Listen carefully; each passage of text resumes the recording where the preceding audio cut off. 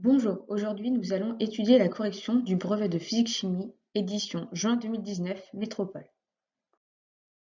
La question 1A était de légender le document 1 en attribuant aux numéros les mots noyau, électron, proton et neutron.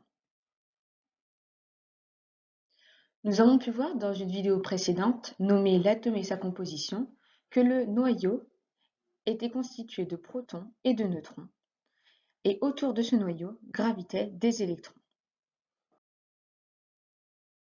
La réponse était donc la suivante, c'est-à-dire que le noyau était au centre de l'atome et des électrons gravitaient autour. Il y avait un indice puisque électron était au pluriel, donc c'était celui avec les deux flèches. Ensuite, le proton était la particule chargée positivement dans le noyau et la dernière particule était le neutron. Question 1b. Le but était de déterminer le nombre de protons présents dans les 3 atomes d'oxygène. Il fallait ensuite justifier. Le nombre de protons correspond également au numéro atomique. Il est affiché ici, à chaque fois, sur chaque fiche d'identité des atomes, mais également ici. Cela correspond à la valeur Z, qui est la plus petite des deux valeurs affichées, puisque l'autre valeur est le nombre de masse A, qui est le nombre total de nucléons, c'est-à-dire le nombre de protons plus le nombre de neutrons. Pour répondre à cette question, dans les 3 atomes, il y a 8 protons. Pour l'anecdote, c'est le nombre de neutrons qui varie. Par exemple, pour l'oxygène 16, nous faisons A moins Z, donc 16 moins 8, et ça donne 8 neutrons. Pour l'oxygène 17, nous faisons 17 moins 8 qui donne 9 neutrons, et pour l'oxygène 18, 18 moins 8 est égal à 10 neutrons. Pour toutes les questions 2, c'est la compétence exploiter un graphique qui est évaluée. Pour la question 2A, il faut indiquer le pourcentage en volume de dioxyde de carbone qui est présent dans l'air en 1910. Pour répondre à cette question, nous nous plaçons sur l'axe des abscisses et nous regardons où est l'année 1910. Nous traçons ensuite une droite jusqu'à la courbe et ensuite nous reportons cela sur l'axe des ordonnées. Le pourcentage est donc de 0,030%. Attention, lors de votre réponse, n'oubliez pas de mettre le symbole pourcentage après la valeur. Pour la question 2b, il fallait cette fois-ci déterminer en quelle année le pourcentage avait atteint 0,037%.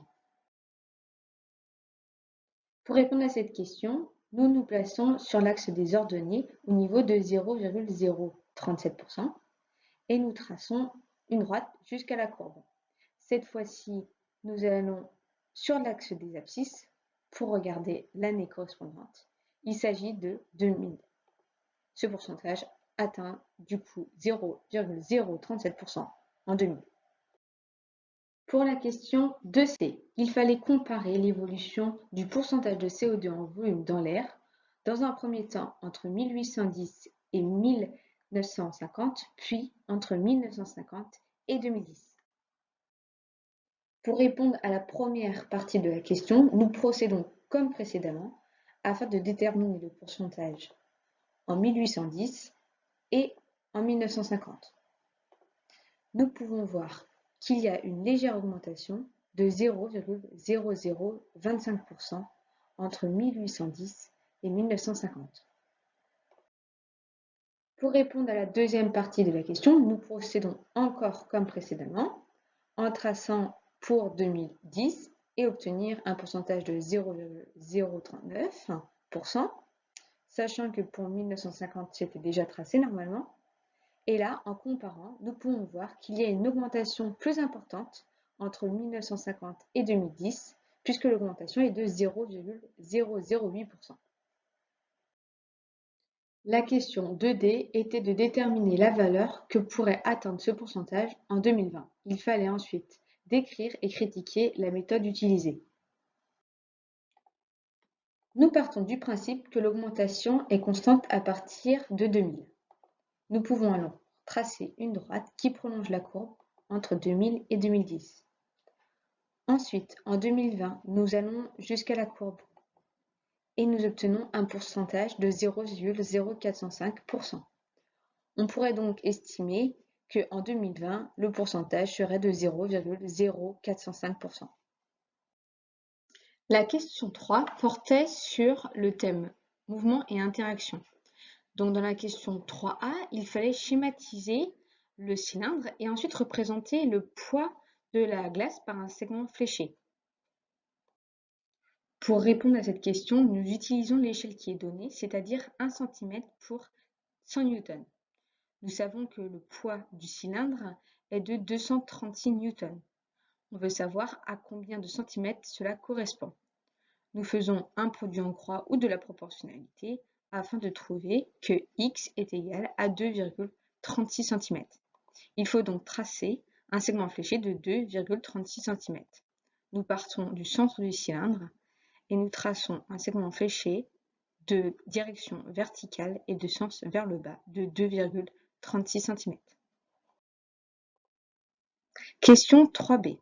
Il fallait cette fois-ci utiliser les données du document 4 qui est un tableau et également la question 3a pour calculer la masse du cylindre en kilogrammes. Pour répondre à cette question qui peut être considérée comme une tâche complexe, regardons d'abord les données que l'on a. Nous savons que le poids est de 236 N. Il nous faut ensuite trouver l'intensité de pesanteur qui correspond au lieu que nous cherchons. Ici, le lieu est la base de vos stocks. Donc, nous sélectionnons l'intensité de pesanteur. G est égal à 9,82 N par kg. On sait que P est égal à M fois G. Donc, la masse est égale au poids divisé par l'intensité de pesanteur. Avec les données, nous pouvons faire le calcul et le résultat est de 24 kg.